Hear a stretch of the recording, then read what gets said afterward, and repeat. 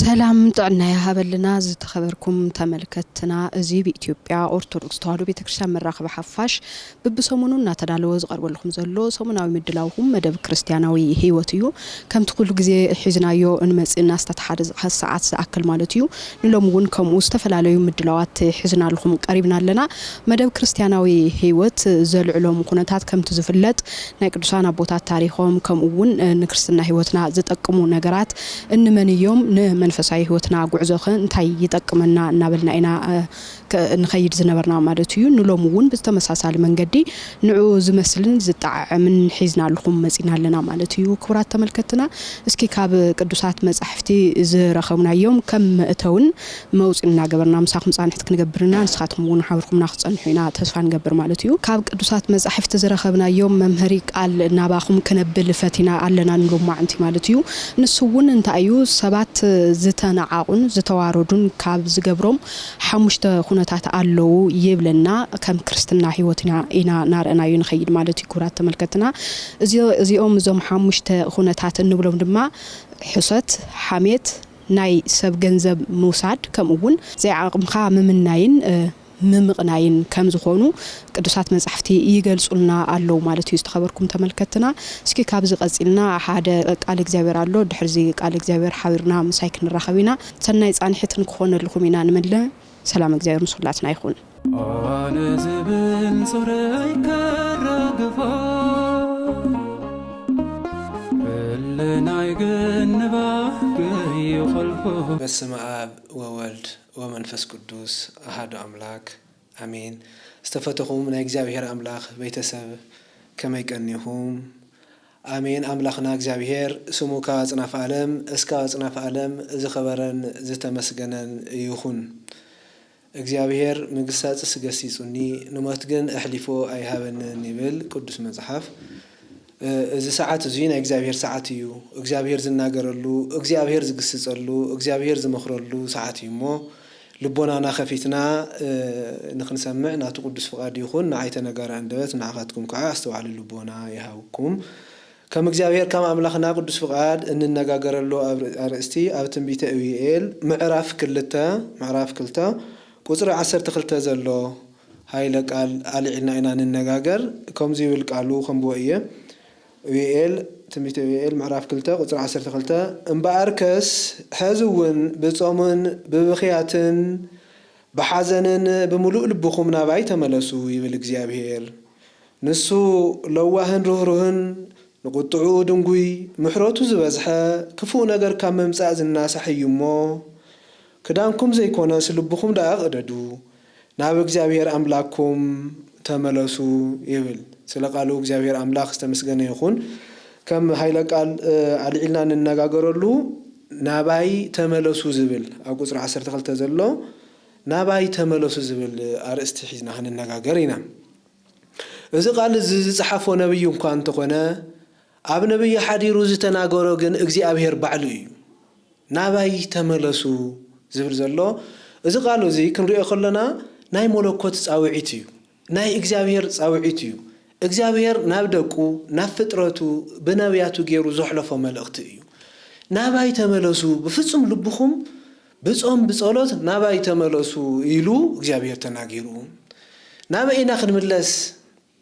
ካብ ምንታይና ክንምለስ ማእዚና ክንምለስ ኣበይና ክንምለስ ዝተመለሱ ኸታይ ረኺቦም ዘይተመለሱ ኸታይ ረኺቦም ዝብሉ ኩሎም ዚኣቶም ኣብዚ ስብከት እዚ ኣብዚ ትምህርቲ እዚ ክንሪኦም ኢና። እግዚአብሔር ናባይ ተመለሱ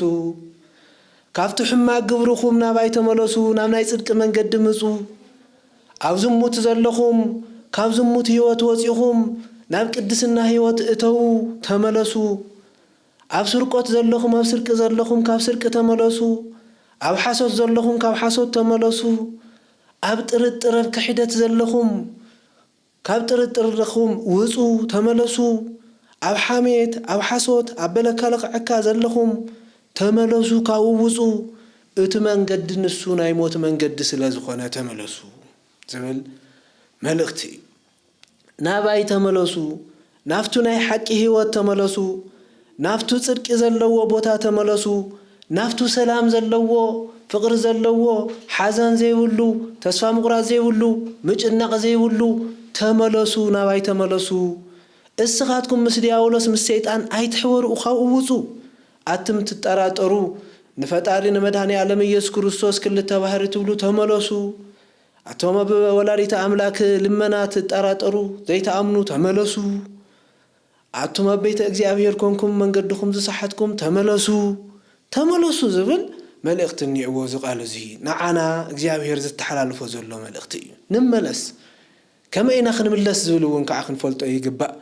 እስቲ ናብ መጽሐፍ ቅዱስ ንመለስ እሞ ካብ ዝነበሮም ሕማቅ አካይዳ ካብ ዝነበሮም ናይ ጥፍአት መንገዲ ተመሊሶም ንእግዚአብሔር ዝሕገስዎ ናብ እግዚአብሔር ዝተመለሱ ስትንራ እቱ ናባይ ተመለሱ ዝብል ቃል ፈጣሪ ዝተጠቀሙ ሰባት ስትንራ እዮም ለምሳሌ ኣብ ሉቃስ ወንጌል ምዕራፍ 7 ቁጥር 37 ሓደ ታሪክ ንርኢ ማርያም መግደላዊት ወይ ከዓ ማርያም በዓልቲ ሽቶ ንብላ ኣብ ዝሞት ውሽጢ تتحيزا بشوعة أجانن تتحيزا زنبرت سبيا كل جزء تخاحيلا خداون تغيرا شو تأجيرا نمنزرنا هي وتخير نيرا بمنزرنا هي وتكعستفلا لينويات ورقي شرقي جنزب تسبسب نيرا إذا كله عندما عملوا ناخدت النهار ليتجن أوش تحقق زبهر نجارين ورن خنياتو نفت أري أزت ملسات سبسلة زين ورد أي تزمو أي تسرق أي تحسو زبل قال زي تتجب بتو وشتنسو حقنا فرست تخيل زنبرة سبسلة زنبرة حقوس زبهال أبزا سبزيا أين برن مخنياتو نابك زاوير زتملس سبسلة زي نبرت نابك زاوير زي تملس سب حقوس زبهال يولون دستا زبهال يولون كل جزء مستجنق أيو كل جزء مستتكز أيو السنة حاتياتو زيت سلازخنا إننا كم زيلا كل جزء هو تاخد حلف كلا أفتو خوابي آزن الجار نجارات سميعة نعلم مدحانيت يا مسيو نسوز حمو مزدحين زموت زتس زتتأمي زبلع مسيو عرفت زهب زبل وراتات كتسمع خلا مبارزنا تيتسقم إزو جاز أيتسبيقو زتسبق كوز مسل بوحلة تخوح حيلة دحنا زمسل أوشت أجن دستا زي بالله سب ناتي تسقم كفتح اللي زخيل مبارزيو كوخون زخيل إلى أمينة وتزوجع وقعتات كله تقبيله نا أملاخنا بجزاوير أمر حتير رأي مملاس مالت مجمريا بعلخا مسوا علخا من نجاريو أوش تخان ما نم زي نجار كايو حاتيات أوش تخات سجسي جزر له حاتيات مقصو مفلات مالتي مجمريا أتوزا تكزن نزلوا أتوز دستازخل نزلوا أتبحزن زتون نزلوا نجار أنت أي إل كامفلاتيو تناي مجمريا سرح إزي فليت أماريا مجدلاويت ناب أملاخنا بجزاوير كعفت جبجا فريساو تصوي جبجا بزجور اللهم جيزي أو خيدا ناب أملاخنا بجزاوير نام مدهني عالم إيسوس كريستوس تدفئ أو أجرو نوعاتا كابلبا حاتياتا ناتملكتت زجورتهم سرحت تاست ناتملكتت كله شتو حيزا بنوعاتا ناجبرت أجرو حاسبت تويب توم سواتو أزنورو أجرم ريمهم إذا سبب اسمه مريو كم يجيرو مسحات ياتنيا مزماوت مسبوزح بدل زلوا سب يقولون حاس أوتس كيد الحق زي ولا يلوم كحامي يقولوا الساقن كالباتو زروان السون يكون النعاء إتحات ياتنا رأيت أملاكينا ولت أقولوا تحت سمنيرا مملاس مالتكم أيو كريستيان كابلبي أمثال زي يكون النوعات هو ناي دليلا زي يكون النوعات كابلب حاتيات كان رأيت سا زموتا سرقوتا حاشوتا حاميتا بمولو أصياف سرحتتا كله ناتملكتت بدلني أي أنا حاتياتني أي ناولت نيرا إجر أملاخ زتدفأت مملاس نابك زيابير مملاس مالتك نبعتك خوشت بحق نوعاتك نافلك بحزن حاتياتك نراخا أملاخ يقرب للي نافلك مدفع مودا أبكر مزيابير مالتيو مملاس مالت هو ማርያም መግደላዊት እዚ ወሲናተው ዘላ ውሳኔ ትክክለኛ ውሳኔ እዩ ክርስቲያን ዝጽበየና ውሳኔ ከምዚ ክንምለስ ከለና ካብ ልብና ክኾን ክኽእል ኣለዎ ክንምለስ ከለና ፍጹም ዝኾነ ፍቅሪ ሒዝና ክንከውን ክንክእል ኣለና ናብ እግዚአብሔር ክንምለስ ከለና እግዚአብሔር ዝፈቶም ነገራት ብሙሉኦም ሒዝና ክኾን ክኽእል ኣለዎ ተደፊኣ መድኃኒ ዓለም ኢየሱስ ክርስቶስ ከዓ ነቶም ዘግረምሩሙ ገሲጹ ንዓኣ ግን ተስእት ሰበይቲ ተስኢ ሓጢአት ኩሉ ተደምሲሱልኪ ብሰላም ኪዲ ይልዋ ብሰላም ኪዲ ተደምሲሱልኪ ይልዋ እግዚአብሔር አምላኽና ዝኽበረን ዝተመስገነን ይኹን ተደምሲሱላ ሓጢአታ ካብ ህዝን ደሓር ማርያም መግደላዊ ዘጨንቃ ዝነበረ ብሙሉ ተሰሪር ተደፊያ እያ ተመሊሳ እያ ክንምለስ ከለና ዘጨንቀና ዘበለ ዘሕዝነና ዘበለ ተስፋ ዘቁርፀና ዘበለ ኩሉ ይድምሰስ ናመናም ንምለስ ናብ እግዚአብሔር ንዑኡ እዩ መድኃኒ ዓለም ክርስቶስ ናባይ ተመለሱ ይለዝቡን ዝናገር ዘሎ ናባይ ተመለሱ ተመለሱ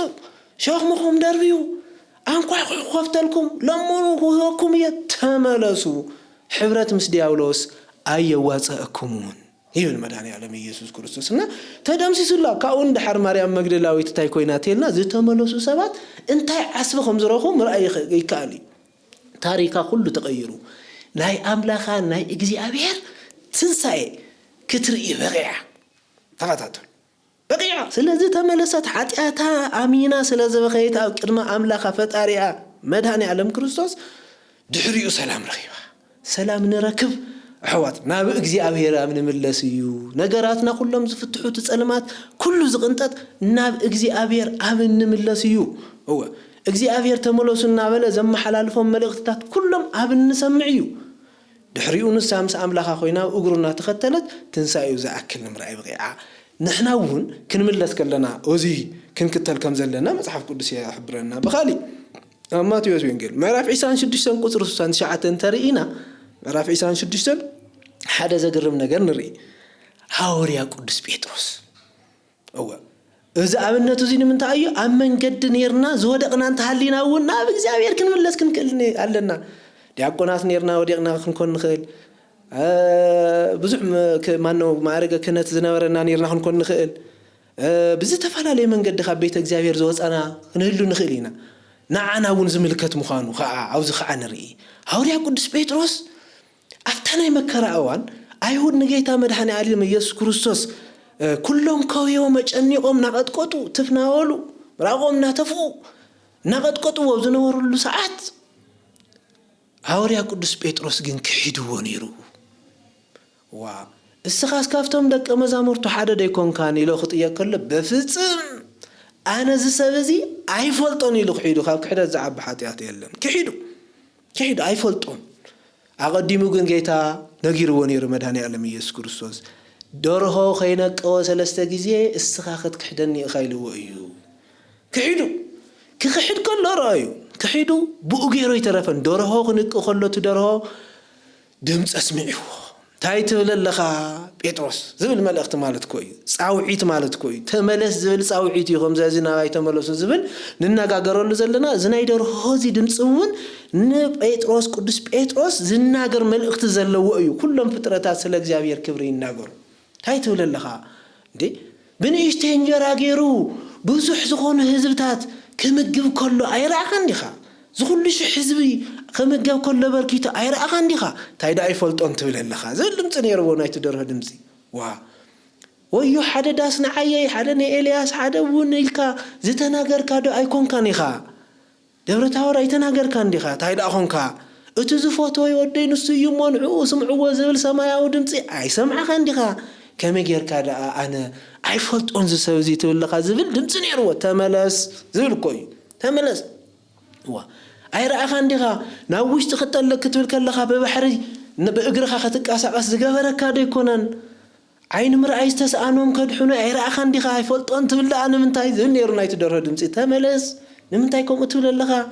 ከመይ ጌርካ ኣይፈልጦን ትብል ዋ ዓውይ ማዕበል ኮይኑ ጃልባ ናብ ውሽጢ ክጠልቅ ክትብል ከላ ኣብ ሕርትግስ ክግስጽ ኣይራእኻን ዲኻ ንምንታይ ዳ ኣይፈልጦን ትብለኻ ተመለስ ዝብል ድምፂ ነይርዎ ናይቲ ደርሆ እዚ ኩሉ ነገራት ሓሲቡ ሐዋርያ ቅዱስ ጴጥሮስ ዝገበሮ ነገር ልክዕ ከም ዘይኮነ ተረዲኡ ዋይ ኣምላኸይ ኣነ በዲለ እየ ናባይ ተመለሱ ማለት እዚ ፍጹም ዝኾነ ነብዓት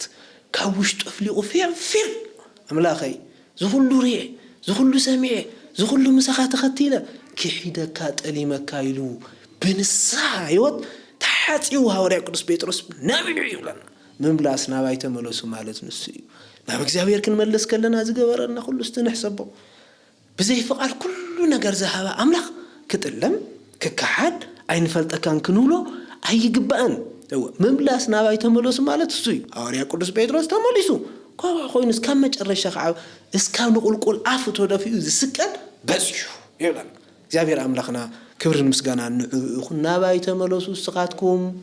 ናባይ ተመለሱ ዝብልን የው ወቃሊ እስትንርአ መዓዝ ንምለስ ዝብል ጽባሕ ወይ ድሕሪ ጽባሕ ኣይኮነም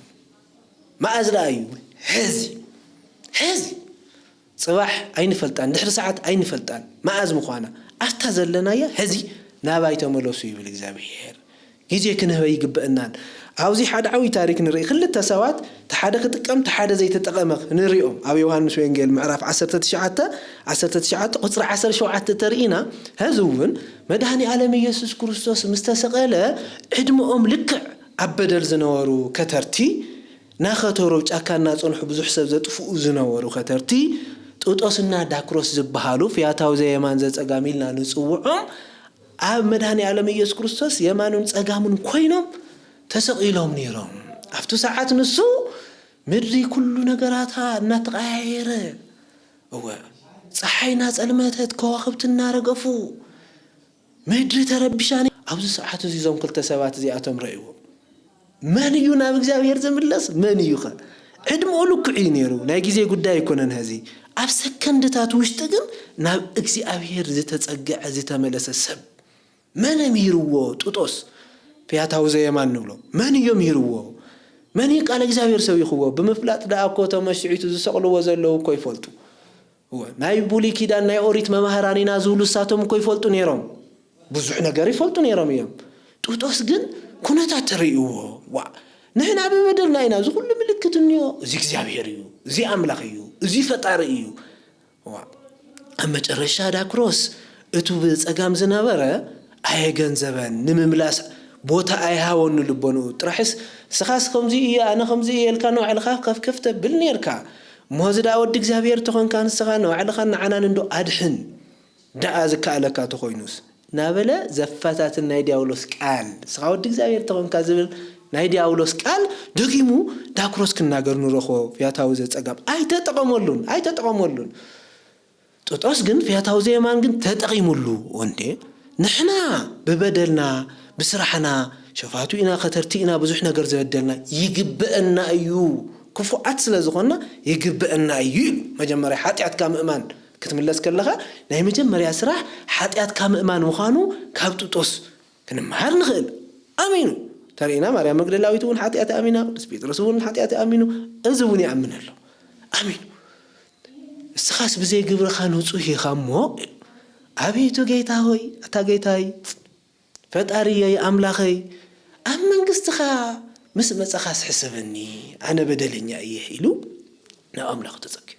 رأيو أمنت مالت أملاخو مخانو من تايفليتو تطوس يري الليا لبي ناقور الليا وشتي ناقور الليا فترتي ناقع اللير الليا هو نسوه مخانو يمسكر الله السخاء عمد هني علم كريستوس ناوس لازم الله تايلو لو من السخاء جنة مسهل لخ رأيو እግዚአብሔር ናባይ ተመለሱ ክብለና ከሎ ትንቢተ ኢዩኤል ምዕራፍ 12 ተገልታ ክብለና ከሎ ሎሙ ኣብ ገነት መሳይልኩም ዝብል ቃላባና ክፍጸም ስለዝደለየ እዩ እቲ ዘለዓለማዊ ማንም ከወስደና ዘይኽእል ዘይሐልፍ ቦቱ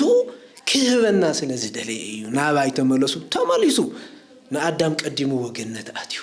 ማን ጡጦስ ዝተመለሱ ሰባት ዋጎኦም መንግስተ ሰማያት ገነት ምዃኑ ንርዳ جنة مخانو قصة سمايات مخانو نرد لنا خبطوس ناباي تملسو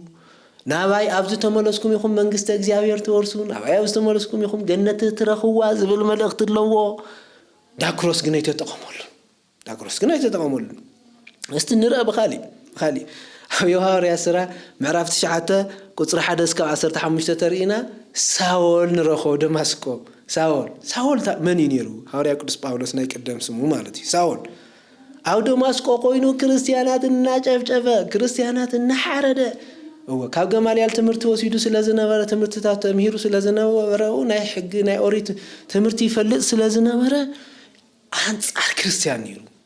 ክርስቲያን ዝረኾ እናሓረደ ዝኸድ ነይሩ ኣብቲ ሰዓት ንሱ ሰማዕቲ ቅዱስ እስጢፋኖስ እኳ በእምንና ተደብደበ ቅተል እንከሎ ክዳን ተሓዛይ ነይሩ ሳኦል ክዳን ተሓሳይ ነይሩ ተኸታተሉ ክርስቲያን ከመይሉ ከም ዝምለስ ምምላስ ማለት እንታይ ማለት ምዃኑ ኣብዚ ታሪክ እዚ መኣዛበይ ዝብሉ ነገራት ኣብኡ እዮም ዝምለሱ ኣብዚ እዮም ዝምለሱ እዚ ኩሉ ክገብር ከሎ ኣብ ደማስቆ ናይ መብረቕ ብልጭታ ወቕዖ ብርሃን እሱ ደብዳቤና ሓዘ ሰባት ክጭፍጭፍ እንከሎ ሳኦል ንምንታይ ተሳድደኒ ለኻ ዝብል ድምፂ ዘለዎ ዓውዪ ዝኾነ መብረቕ ኣብ ልዕሊ ጳውሎስ ወረደ ኣብ ልዕሊ ሳኦል ወረደ ጻውዒት እኮ ከምቲ ደርሆ እኮ እዩ ዝብል ተመለስ ዝብል ድምፂ እኮ እዩ ተመለስ ዝብል እኮ እዩ ኣብ ልዕሊኡ ክዓርፍ ከሎ እስኻ ዘሳድደካ መን ኢኻ ኢሉ ከዓ ጠየቐ መን ኢኻ እስኻ ተሳድደኒ ዘለኻ ኣነ ናዝራዊ ኢየሱስ እየ ኢሉ ከዓ መለሰሉ ሐዋርያ ቅዱስ ጳውሎስ ሳኦል ብቱ ናይ ቀደም ስሙ ሳኦል ምሕሳብ ጀሚሩ ጻውዒት እግዚአብሔር ኣብ ልዕሊኡ በፂሑ እያ ናይ እግዚአብሔር ድምፂ ኣብ ልዕሊኡ በፂሑ እያ እሞ ጎይታይ እንታይ ክገብር ከዓወለ ይብለና ብውእኹም ታሪኩ እንታይ ክገብር ናብ እግዚአብሔር ክትምለስ ከለኻ እንታይ ክትገብር ከም ዘለካ መፍላጥ የድሊ እቲ መብረቕ ጻውዒት ናብኡ ክወፅሕ ከሎ ክወቕዖ ከሎ ደማስቆ ኣውደ ምህረት ኮይና ክስበክ ከሎ ሐዋርያ ቅዱስ ጴጥሮስ ንዓና እውን ከምኡ ንስበክ ከሎ መድረኻት ብዙሓት እዮም ብእስራት ክኾን ይኽእል እዩ ብሓዘን ክኾን ይኽእል እዩ ብሕልሚ ክኾን ይኽእል እዩ ብስብከት ክኾን ይኽእል እዩ ኮታስ ብዝተፈላለየ መልክዕ ግን ድምፂ እግዚአብሔር ናባና ይበፅሕ እዩ ህዚ እውን ይበፅሐሎ ተመለሱ ናባ እዩ ተመለስ ነይሩ እንታይ ክገብር ክብሎ ከሎ እንታይ ከም ትገብር አናንያ ካህን ክነግረካ እዩ እሞ ናብኡ ኪድ ኢልዎ አናንያ ዝበሃል ካህን ስለዝነበረ ረአዩ ኣውስታ የርእየና ኣሎ ስርዓት ናይ ምምላስ እውን የርእየና ኣሎ ክንምለስ ከለና ሓጢአትና ሁሉ ተሸኪምና ናብ ሃናንያ ካህን ክንከይድ ከም ዘለና የርእየና ኣሎ ኣቶም ሃናንያ ካህናት ኣየልዩ ንትብሉ ተመለሱ የልዩ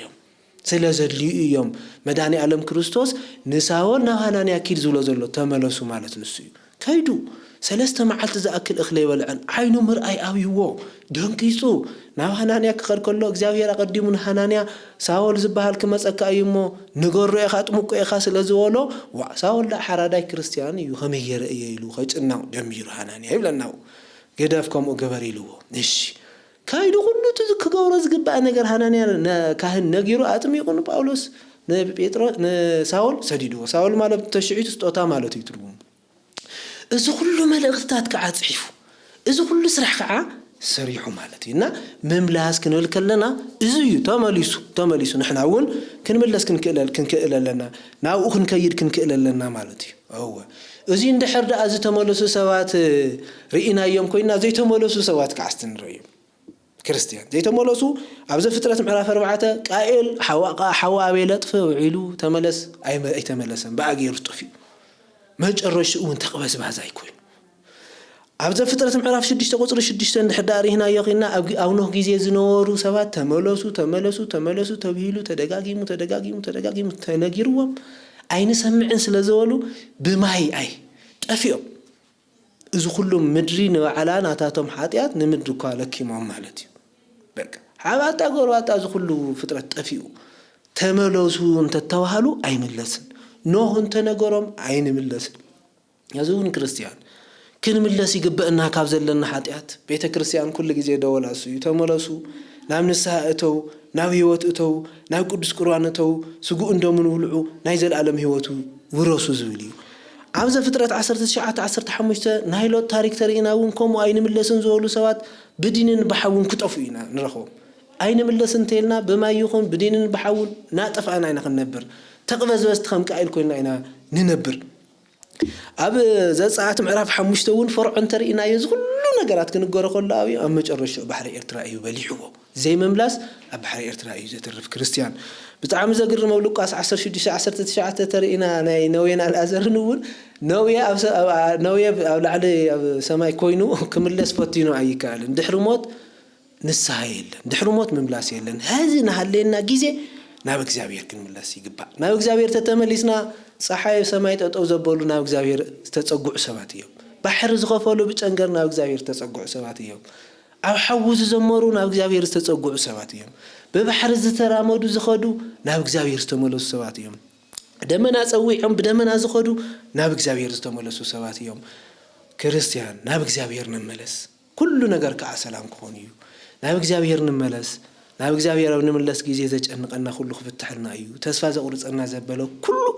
تسفانا كلم لميو أوش تنازلوا نجيس حاوي زلوا حاتيات كندنا بس يحزلوا حاتيات كنا نبكانا تبوتاتنا كله ركف بينا نهبم ندربيو نفسه قندمون هوسم متدينا نيرنا دنجلز جبر زاوير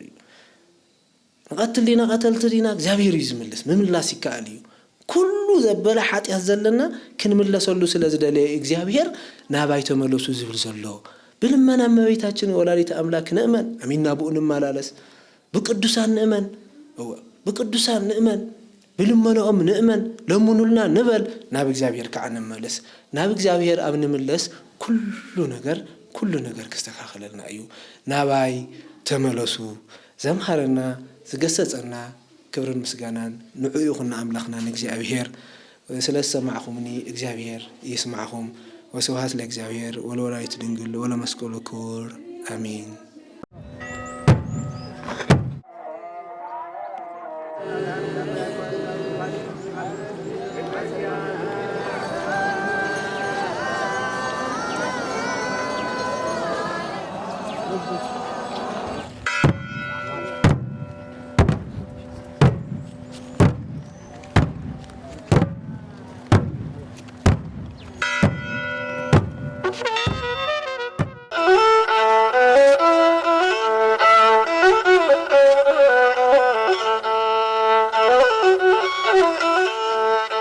أب وان سببا صلوت صوم سجدت اندحر مريزنا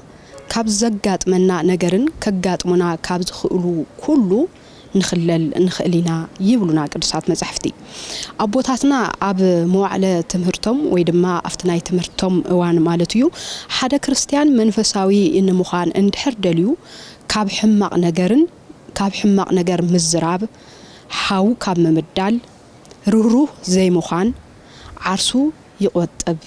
يبلونا نحنا ون يا بوتاتنا مخري الناس معنا قدسات مصحفتي ان نببنا منفساويان نمخان قروات كنخون كم زغبنا ايو امو منفساويان مسكونا ام منفساوي حادنتنا كما يخون كم زغبو ويدما كما يخون كم زغبو منفساي هيوتنا مالتيو زعدمنا يوم غاشا ابزي علوم صوم صانحت كنغبرينا نسخاتكم ون حابركمنا صانحت كم تغبرو حزون تسفانا ايو سلام እግዚአብሔር مسخلاتنا يكون كسامع عاسب بخلت خنك كم بسحس على غن ابساي دمس حاجات مالت بمصحف قدس كنريو خلنا حدا حاتيات يفلال ايو حقاوي حاتيات አለ حق زي ሁሉ حاتيات አለ كما ايو حقاوي حاتيات ማለት ተምሂርካ ፈሊጥካ መጽሐፍ እናጠቀስካ እናንበብካ እናተረዳኻ ስጋ በመልባስ ጥራይ ዝግበር حاتيات አሎ ካልኣይ ከዓን ዘይተምሃሩ زي فلاتو مصحفون انبيبهم غليصهم زي تردو بلمد زغبر حاتيات الله حجي اتناي حاتيات مسرت نفسنا فطرت يوسدنا تناي مجمري حاتياتنيا ወይ ደሞ ከሃዲ ክንውሎ ንኽእል ዲያብሎስ እዩ አመጻ ሁሉ ካብ ዲያብሎስ ይመጽኡ ምክንያቱ ዲያብሎስ ዓለም ክፍጠር ከሎ መላእክት መስተፈጠሩ በቅድሚኦም ብርሃን ስለዘይነበረ ጸልማት ይነሩ እት ጸልማት ዝገበሮ እግዚአብሔር ተመራመርካ ዝፍለጥ እግዚአብሔር ስለዝሆነ ከተመራመርካ እውን ንኽፍለጥ ስለዝደሊ ጸልማት እዩ ነይሩ እሞ ኣብቲ ጸልማት ውሽጢ ግን እቲ ዲያብሎስ ናብ ላዕሊ ክርኢ ከሎ ካብኡ ብላዕሊ ስለ ዘርአየ እንታሕታይ ክርኢ ከሎ ግን ብዙሓት መላእክቲ ተመልኪቱ እሞ ንዞም ተመልከቶም መላእክቲ ከዓን ደፊሩ ኣነ ፈጢረኩም ኣለኹ ኢልዎም ሳቶም ደሞ እንድሕር ስኻ ፈጢርካ ርእየና በማለት ጠይቐንዎ ብዙ እቱ ክሕደት እቱ ኃጢአት እቱ በደል ጀማሪ ዲያብሎስ እዩ ካብ ዲያብሎስ እንድሓር ከዓ ያው እቲ ኃጢአት እቲ ዲያብሎስ ካብ ሰማይ ወሪዱ ምስ ወረደ ደሞ ኣዳም ኣቦና ዝነበረ ኣብ ገነት ውሽጢ እዩ ብትሽዓተ ሰዓት ማለት ናይ ቀትሪ ጸሎት እናጸለየ ነይሩ ጸሎት ሓደ እግዚአብሔር ባዕሉ ኣምሃር እዩ ካልኣይ መላእክቲ ከዓን ኣምሂሮም እዮም ስለዚ ጸሎት እናጸለየ ሓለወ ዲያብሎስ ብዛ ተመን ገይሩ ኣትዩ ሰላም ንኣኻ ይኹን ኣዳም ናይ ምድርን ናይ ሰማይን ንጉስ ኢኻ ስለዚ ንኣኻ ሰላምታ ይግበአካ ኢልዎ ኣዳም ግን ኣእምርኡ ምጡቕ ስለ ዝነበረ ኣይ ናይ ምድሪ ተመን ክትፈልጥ ኣለካ ኣነ ናይ ምድሪ ሰማይ ንጉስ እምበር ናይ ሰማይ ንጉስ ኣይኮንኩን ኢሉ መልስሉ ካብኡ ደሞ ናይ ሔዋን ኣደና ኸይዱ ንታደና ያው ኣስሒትዋ ማለት እዩ ኃጢአት ብዝመፁ ኣዳምና ሔዋን 7 ዓመት ሙሉ ኣብ ይነብሩ ነይሩ ኣብ ገነት ይነብሩ ነይሩ ምስ መላእክት ይነብሩ ነይሩ ምስ እግዚአብሔር ይነጋገሩ ነይሩ እዚ ኃጢአት ምስ ሰርሑ ግን እቲ ዝተውሃቦም ጸጋ ንኢስዎም ንጉስነት ኣምላክነት ስለ ዝደለዩ ትዝደለይዎ ከዓን ኣይረኸቡን እዮም እግዚአብሔር ክህብ ከሎ እምበር ሰብ ስለ ዝተመነየ ጥራይ ክረክብ ኣይኽእልን ስለዚ ተሳሒቶም ካብታ ገነት ወፂኦም ን5,500 ዘመን ኣብ እግሪ ዲያብሎስ ወዲኦም ኣብ ኢድ ዲያብሎስ ተትሒዞም ሕጂ ብቱ ዝተነገረ ትንቢት ብቱ ዝተቆጽረ ስዋኤ ጎይታና ኢየሱስ ክርስቶስ ወይም ደሞ ናይ እግዚአብሔር ወዲ እግዚአብሔር ዝኾነ አካላዊ ቃል ኢየሱስ ክርስቶስ ምብሃል ዘለዎ ስጋ ምስ ለበሰ እዩ ስጋ ስለ ዝለበሰ እዩ ኢየሱስ ክርስቶስ ይበሃል በር እግዚአብሔር ወልድ ይበሃል አካላዊ ቃል ይበሃል ካብ ሰለስቲኦም ሓደ ብዝተፈለየ አካሉ ብዝተፈለየ ስሙ ብዝተፈለየ ስርሑ ብኸዊነት ብቃልነት ከዊን ካብ ሰማይ ወረዱ ካብ ድንግል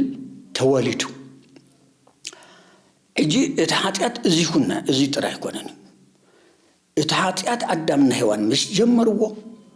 ካብኡ ከዓን ቀጽል እዩ ኣይተመልሰን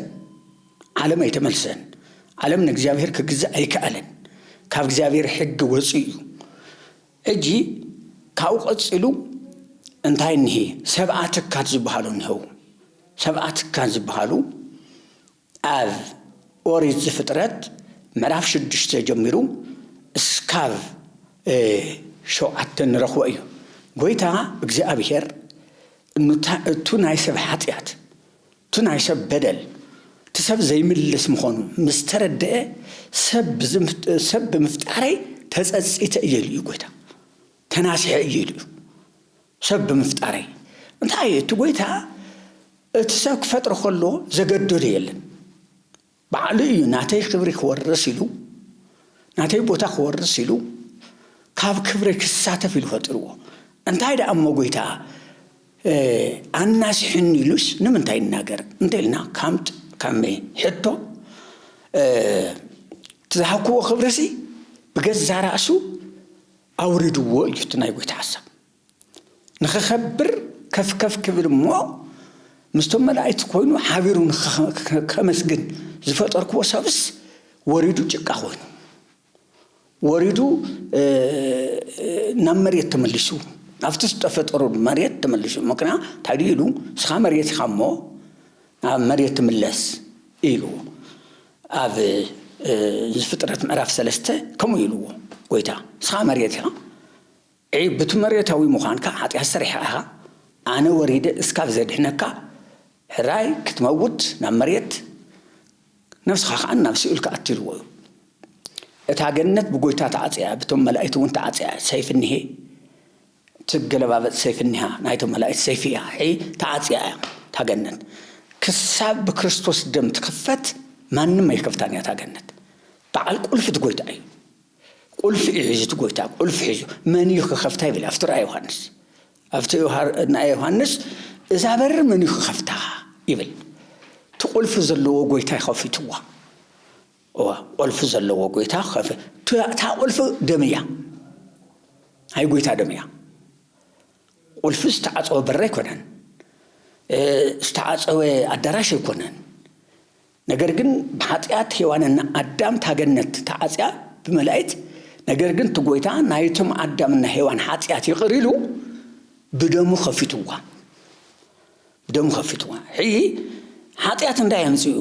ኃጢአት እንዳያምጽኡ ሓደ ብናይ ባዕሉ ብትናይ ሰብ ንስሓ ጥራይ ኃጢአት ይቅር ክባል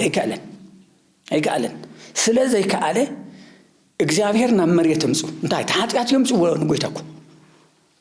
ንጎይታኩ ኃጢአት ይምጹ ናትና ኃጢአት እኮ የተሸክም ተሰቅሉ አንህና ንግረፎ አንህና ንሽከሞ መስቀል አንህና እንደምን ቆስሎ ስቆ ይቆደም ይቆስሉ ብናይ ማይ ኃጢአት ተተባለ ብናይ ፍጥረት ሁሉ ኃጢአት ውስጡ ብዙዩ ለምሳሌ ሐዋርያ ቅዱስ ጳውሎስ ንገላትያ 7 ከመህብረም ከሎ ምዕራፍ 5 ቁጥር 19 ዘሎ 16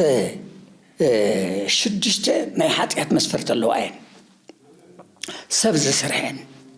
ሰብ ዘርሕወን ካብ እግዚአብሔር ዝፍለየሉ ሰርሐይ ሰብዩ እተን ኃጢአት ክሰርሕ ከለኻ ካብ እግዚአብሔር ይፍለ እዚ እኮ ጎይታ አፍታ ስነ ፍጥረት አፍታ ምዕራፍ 2 እዛ እንጨይቲ እዚኣ ካብዛ እንጨይቲ እዚኣ ዝፈረየ ፍሬ አይትብላ እንተ በልዓ ኸኣን ናይ ሞት ክትመውት ይኸይሉ ናይ ሞት ማለት እንታይ ክልተ ሞት ማለት እዩ ሓደ ብነፍሱ ካብ ጎይታ ተፈልየሎ ካልኣይ በስጉኡ ናብ መሬት ኣትየሎ ክልተ ሞት ዝበሃል ከምዚ እዩ ኣብ ራእይ ዮሐንስ እውን ከምኡ 22 ኣብ ራእይ ዮሐንስ ካልኣይ ሞት ይብል ናይ ፍርድ ሞት እዩ ይዝብሎ ናይ ፍርድ ሞት ማለት እንታይ ማለት እዩ ሰብ ስጉኡና ነፍሱ ተራኺባ በመጻት ጊዜ ጎይታ ብዝመጽእ ጊዜ ተራኺባ ኃጢአተኛ በደለኛ ስለዝኾነ ካባይ ረሓቅ ይብሎ ጎይታ ካባይ ረሓቅ ክብሎ ከለኻ ናበይ ይኸይድ ናብ ገሃነም ይኸይድ እዚ ኸኣን ማቴዎስ 25 ቁጥር 31 ጀምርካ ክንበብ ከሎ ናይ ስንብት ወይም ደግሞ ናይ ፍርድ መጽአት ናይ ፍርድ እዩ ነቶም ቅዱሳን ይፍረደሎም መንግስተ ሰማያት ያውቱ እቶም ኃጢአት ከኣን ፍርድ ይቅበሉሞ ናፍቲ ገሃነም ይኣቱ ኣብ ኃጢአት ውስጥ ዝኒኦት ዓብይ በደል ብዙሕ ኃጢአት ማለት ከም ዝሙት እንሄ ስርቆት እንሄ ሐሰት እንሄ ደም መፍሳስ እንሄ ሰብ ከይነብር ምግባር እንሄ እቲ ሰብ ብነፃነት ማለት በክርስቶስ ብዝሃወ ነፃነት ንኸይነብር ዝግበርኛ እዚ ሁሉ ኃጢአት ሕጂ ጎይታና ኢየሱስ ክርስቶስ ኣብዚ ሐዋርያት ሥራ ምዕራፍ 9 ቁጥር 3 ንቅዱስ ጳውሎስ ክሽዑ እንታይ ይበሃል ነይሩ ሳኦል ይበሃል እሞ ናይ ክርስቲያን አሳዳዲ ክርስቲያን ካብ ኢየሩሳሌም ናብ ደማስቆ የሳድዶም ነይሩ ኣብዚ ባዕልዎ ከይሓድሩ ኣብዚ ሓደርዎ ከይውዕሉ ይገብሮም ነይሩ ሕጂ ጎይታ እንታይ ኢልዎ ሳኦል ለምን ትሰድደኒ ኢልዎ ሳኦል ንምንታይ ኢኻ ተሳድደኒ ዘለኻ ወይ ቦታ ዝኸለኻኒ أفتز وعلكو يحدر أفتز حدر كو يوعلي نمن تايت خلقني أي اتهابرت ترقص أمو نأخاتب سكا برد تأيو زي حاسين مالتو زي حاسين كترقصو خلقا يوقعك كورك خلقا يوقعك بخلتو يسفت قدائي سلازي كمزلو حيي نمنت خمزي غير كان نخمل كله كريستوس بونا السو يكون زغوايزنيو زغوايزنيو تخريستيان ود مانيو تخريستيان ود غويتاي غويتا دموفسيس غزيوي غويتا دموفسيسو سبسيوي ناب حدي استبتن حزبي حلاو زي ولو حزبي تسفاس قرص حزبي غويتا ناتو سغا لبيسو ناتو سغا لبيسو 3 عامتن 3 ورحن ملو بب ناي اسرائيل بوتا ان خدي اميروم حجي ازي مسغبره نمچرشو انتاي غير غويتا نمچرشو ان احنا زغزنا بدمي احنا ناي دم تغزاتينا تدم ناي من ناي كريستوس ناي عروق سبي كونن وين دمون ناي عروق بأسي كونن عروق بأسي دمو يمرر سقو يقمزز بطاطا بزا عندمتا اي بلعن اي ستن نورت راي كي كونسي اتسقو كبلع كستون اي خيلن يو سبحان تنايت قوتانا اجين ملوكوت استوحادو ملوكوت الناس قحادز ونالو كم حدثنا كم حوي كم نفسنا كم سقا هذا خونا توحيدو بتعقو يولو بطاتنا ملوكوت ناي سقا حلونا كيطفئ سقا خان ملوكوتن كيمتأتئ ملوكوت نخين بر كي قبره كلهم تحالاليهم اقبات مالت متحللهم مالت تحالاليهم زنورو بتوحيدو نزئيو بتو يوحنس مراف حادق اطرع 14 قال سقا خوينو نولزي هو قال تاي خوينو سقا خوينو ادحننا سقا خوينو ادحننا حي قويتا اريغو غريدو خمسي سقا يتقبلو كله كنبلو كلنا نمنت عينان هو نتسقا عينان هو انبر ملكوت زوق ايكونن سونتي ولنا رقيقيو زجبات ايكونن زتحاز ايكونن زرقونا ايكونن ملكوت رقيقيو انت هيدا تباهيلو ملكوت استوحادو سقا كل نجر مكرا تشكيمو تسيو كنبل كلنا كوت سقا كوي አሪጉን አብሰማይ ከንበልከለና መለኮት ቆይ ያርገና ይወርድን ታዩ ሙሉ እዩ ናቤክ ወርድ ተስጋ አይና አሪጉን ዝብስብስ ነበረ ስጋ ሸቱስ ነበረ ስጋ ዝሐምዝ ነበረ ዝቁስቁል ዝነበረ ዝረሃብ ዝጽምዕ ዝእረዝ ነበረ ስጋ ክብር ረኸቡ በጎይታ በአካላዊ ቃል ክብር ረኸቡ አሪጉ በየማነ አብ በጎይታ በእግዚአብሔር አብ በየማኑ ቁጭሉ زي ስለዚህ እቲ ኃጢአት ከመይጠፉ ከምዚ እዩ ትዝግበር ኃጢአት ካን ኣብ ውሽጥ ኣብታ ኃጢአት ውሽጢ እዘን ቅዱስ ጳውሎስ ዝተንተነን ኃጢአት ኩለን ይግበራኹ ይበዘ كسامع عاسير بخلت خنك كم بسحس على غن أبصاي دمس سب ኃጢአተኛ خون كله ታዩ هذا سب ኃጢአተኛ خون كله ካብሰብ ይድሃል ንምሳሌ ሓደ ሰብ ተቀትሉ አፍት ዝነበረ አደግ ይነበር ነው ለምንድን ሰው ቀትሉ ሁሉ ጊዜ እናበርገግ ይዝ ነበር ናደንገጽ ይዝ ነበር ንቃኤል ተዋወቃለለው ኩን ሩኡደ ወድንጉጸ ሁሉ ጊዜ ናደንገጽካ ናራዓድካ ንበርተው ይሉ እዚ ኣብዚ ፍጥረት 4 ኢና ነረው ቁጥር 4 ስለዚህ አፍታ ኃጢአት ውስጥ ተሰብ ኃጢአት ሰርሕ ሰብ አይረጋጋዕን ዝሩ አይረጋጋዕን ሪና እኮ በአዳም አቦና ኣብዚ ፍጥረት ምዕራፍ 3 ክንድር ከለና አዳም ምስተሳሓተ ጎይታ ድምጽ ከስምዖ ከሎ ናበይ ይኸዱ ናፍቱ እጽዋትዩ ተሓውዩ ኣፍቲ እጽዋት ተሓውዩ በቃ መን ከይርዮ ጎይታ ከይርዮ እንታይ ስለ ዝገበረ ስለ ዝበደለ ስለ ዘጥፈአ ትእዛዛት ተንስተውሃባ ትእዛዛት ስለ ዝጠሓሰ በቃ ተሓውዩ ስለዚ ኃጢአት ዝሰርሕ ሰብ ኩሉ ግዜ ምሕባእ ይትፈልጥ ናብ ሰብ ይቀርብን ድንግጹ እዩ ይርዕድ ይንቅጥቀጥ እቲ ሰይጣን ብመንፈሳዊ ውስጥና እናሓወኸ ነቲ ኃጢአት ክንሰርሖ የበረታታና ሞራል ይበና ሰውነትና የላዓል በቃ ድፍረት ይበና ማለት እዩ ነገር ግን እቲ ኃጢአት ምስተፈጸመ ግን ኣብቲ ውሽጥና بمنفس كنملس كلنا مالت منفس قدس يوم لب اللومو تالبي بمنفس قدس يتحسه سلازي بمنفس قدس تحاسيت لبي نام انت اتمزل نام من صح بقى هنا صح هلينو يملس انتهي غيريبل نمنتهي غيريبل غوركو حاطيات عبي يوم تسححيت ايه تنحس تسححيت ايه بدي لقيت في ايه يبل مو كنا سحقلو ناو غويتا يملس هي انتهي يقبر نسحان خاطو منقد يصرك كم يوحنس مالتي نسحان خاطو منقد يصرك ناب بوتات يخد ناب كاينات بوتات يخيد مصحفتي ينبب سلنبقلو ينبب هو نبعات بخلت يزفتح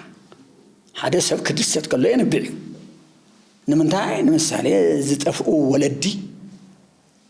ولعا زطفقو ولدو كركب كله ينبع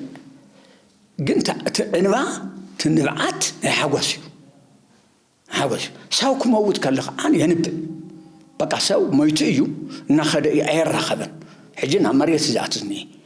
من رخاب يلن سلازي يلن هاي قبر ينبع يلقس مالتي ينبع هو سلازي اتحاطيات سريحنا هلينا نعم نسها خملس كله كن الناس خلنا كن ملس كلنا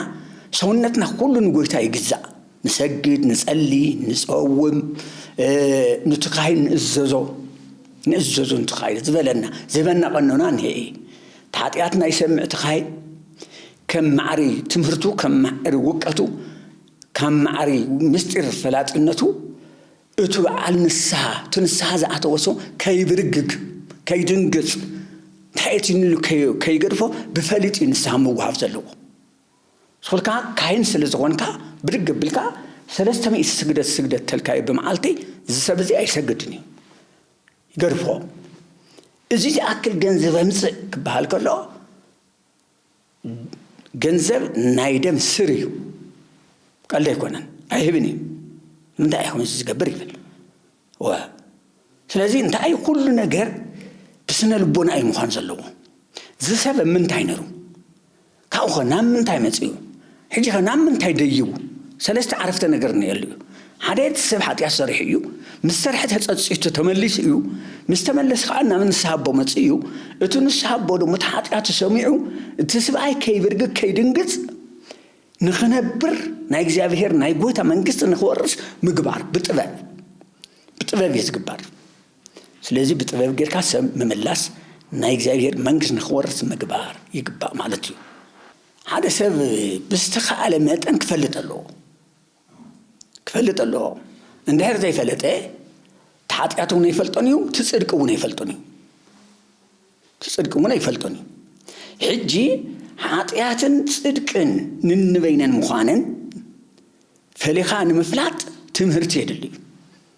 هو هذا بقوايو ترخيبكا كابلي قونتي كم ممهران كالاي ببيت كريستيان ترخيبكا ناي إلت قوايه እናተ ማርካ መፍላጥ ይካአል ስለዚህ እንታይ ምግባር ዘለዎ እዚ ሰብዚ ኃጢአት አይሰርሕን አይባል ስጋ ዝለበሰ ሰብ ዘይ ኸይድኒ ኃጢአት አይሰርሕን ሳይሆን ኃጢአት ንኸይሰርሕ እንታይ ምግባር ኣሎ ወንዶ አይኮነን ስለዚህ ኃጢአት ንኸይሰርሕ ሓደ እምነቱ መፍላጥ ኣሎ እምነቱ ካልአይ እቲ እምነት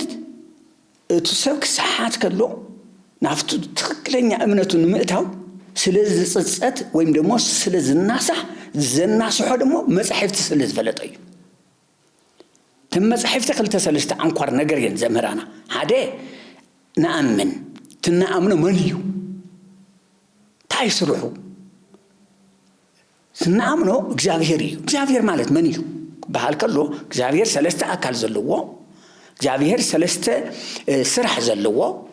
እግዚአብሔር ሰለስተ ስም ዘለዎ እዩ ካብኡ ድማ ሓደ እግዚአብሔር ይበሃል እዚ ሓደ እዩ ካልኣይ ደግሞ ዓለም ንምድሓን ጎይታ ፈቂዱ ማንም ከየገድዱ ካብ ሰማይ ወሪዱ ካብ ድንግል ዝተወለደ እሱ ደግሞ በተፈለየ አካሉ በተለፈለየ ስሙ በተፈለየ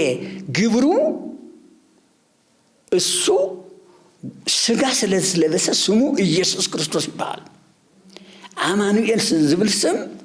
ናይ ስጋ መልበስ እዩ እግዚአብሔር ምሳና እዩ ዝተባለ ስጋ ስለለበሰ እዩ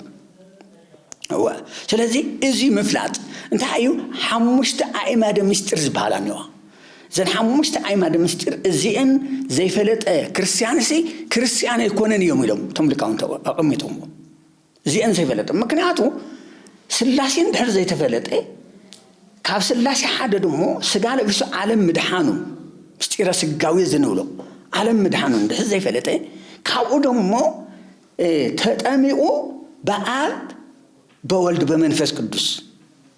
በስመ አብ በስመ ወልድ በስመ መንፈስ ቅዱስ ተጠሚቁ ናይ እግዚአብሔር ወድ መሆኑ ድሕር ዘይፈለጠ እዚ እንታይ ክርስቲያን ይባል ካብኡ ደግሞ ምስጢረ ቁርባን ናይ ጎይታ ስጋና ደም ህይወት መዃኑ መድኃኒት መዃኑ ዘለዓለማዊ መዃኑ ካሊእ ንብረት ካሊእ ስም ካሊእ ዓለም ምንም ይሁን ዘለዓለማዊ ዝበሃል ዓለም የለን እዩ ዘለዓለማዊ ዝበሃል ስም የለም ዘለዓለማዊ ስም ናይ ጎይታ እዩ ስለዚህ እዚ ፈሊጡ እዚ ዘርድእ መጽሕፍት እናንበበ በዓሉ ካብ ኃጢአት መኸልካል ይኽእል እዩ ሓደ ካልኣይ ብሰብ ምምኻር ኣለዎ ምስ ሊቃውንቲ መውዓል ኣለዎ ምስ ዓበይቲ ሰባት መውዓል ኣለዎ ምኽሪ ንምርካብ ሓደ ሰብ በይኑ ጻድቅ መኾን ኣይክእልን እዩ ጎይታ ማነው ሐዋርያ ቅዱስ ጳውሎስ ከምዚ ይብል ምን ትብከ ዘኢነስአይከም ካልእከ ካብ ካልእ ሰብ ዘይተለቃሕካዮ ዘይወሰድካዮ እንታይ እዩ ካበይ ምጽኻዮ ፍልጠት ካበይ ከምጽኻዮ ካብ ካልእ ኣምጽኻዮ ይብል ስለዚህ ሰብ ካብ ኃጢአት ተሓልዩ ናይ እግዚአብሔር ወድ ኮይኑ በእግዚአብሔር ኃይል ንምርባር ሓደ እምነት ካልኣይ መምህራን ሳልሳይ መማኸርቲ ሰባት ምንባር ኣለዎ بزيهم فليت ينبر مالت كبحاتيات رحيقو ينبر مالتي كسام عاسيقون بخلت خحنك عبوتاتنا خونو النتاتنا أحواتنا خونو حافتنا كلكم عبز نبركم نبرو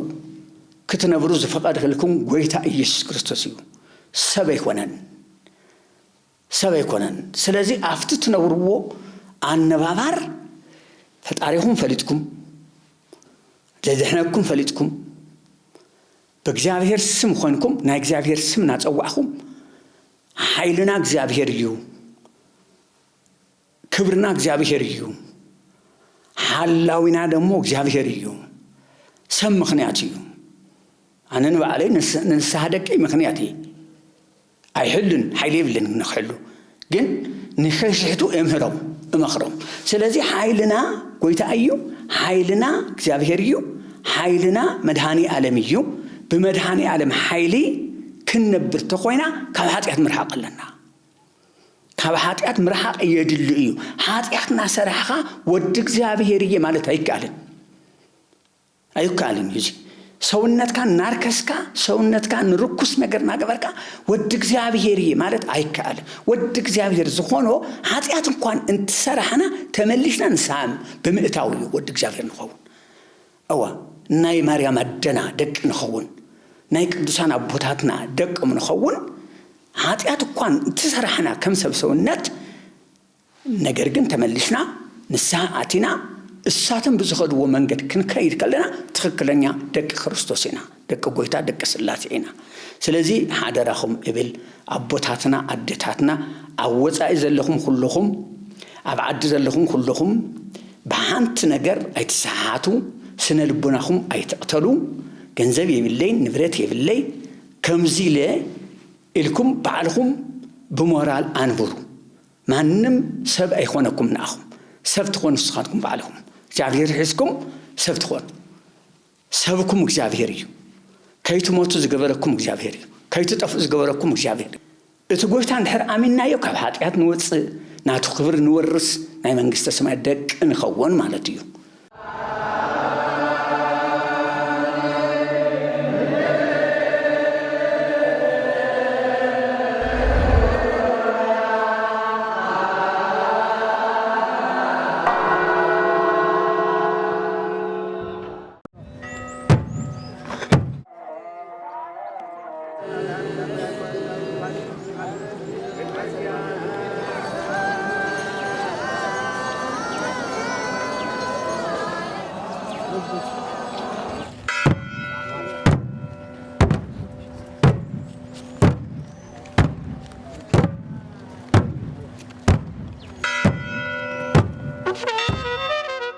ክብራት ተመልከትና ተመሊስና መጽና ለና ማለትዩ ምስት ዝነበረና ምስቶም ናይ ዕዱም ጋሻና ምኽሪ ወይ ድማ መንፈሳዊ ህይወት ዝህንጽ ስለለ ዝነበረ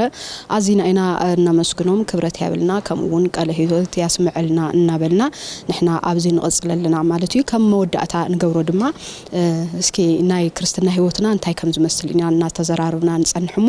ክርስትና ከም ሕግ እግዚአብሔር ወይ ድማ ሕግ እግዚአብሔር ምፍጻም በሐፈሻ ክርስቶስ መምሳል ከም ዝኾነ ቅዱስ መጽሐፍ ቅዱሳት መጻሕፍት የረዱና እዮም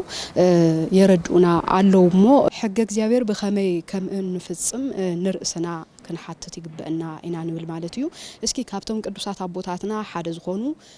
ቅዱስ ዮሐንስ አፈወርቂ ማለት እዩ ካብ ዝተናገርዎ ሓደ ቃላት ናባኹም ክነብል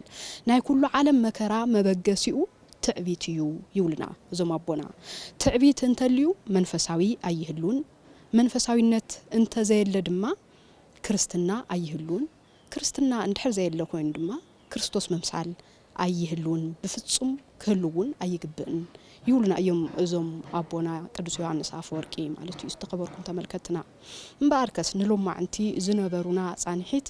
ሓደ እንዳበልና ኣብዚ ሰዓትና አኺሉ ወዲና አለና ማለት እዩ በመለላይ ኣነ ሙህር ሲማ ጸጋዛም ስኹሎም በዓል ሞያ ካሜራን ስቱዲዮን በሐባሪና ጸንሕና ኣብ ቀጻላይ በኻል ምድላው እስካብ ንራኸብ ሰሰናዩና አኹምና ተመነና ኣብ ዝተፈለና ደሓንቀን ኣነ ዝብል ጾረይ ከረግፋ لناي جنبه يخلفه كسام عاسر بخلت خحنك كم بس حس على غن أبصايد مسك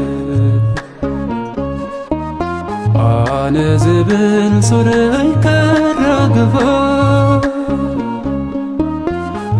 لناي جنبه يخلفه كسام عاسر بخلت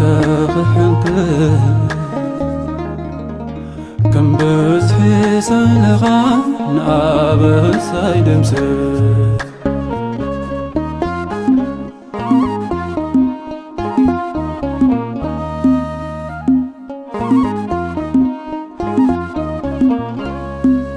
حتى تمنيني نبخا خيملت يا أغلني لي ورث خيمك أقاري حلفو الدحر زمن سني سقام قبل قلي زمني قابس المأبزة كتوزان نفسه نبيت رسد حنكا يتكسد لله نبيت رسد حنكا يتكسد لله أنا زبل صري كرقفو إلنا يقن بعقي قلبو كسام عاسب بخل تخحنكه كم بس في سلغان نابس ايدمسه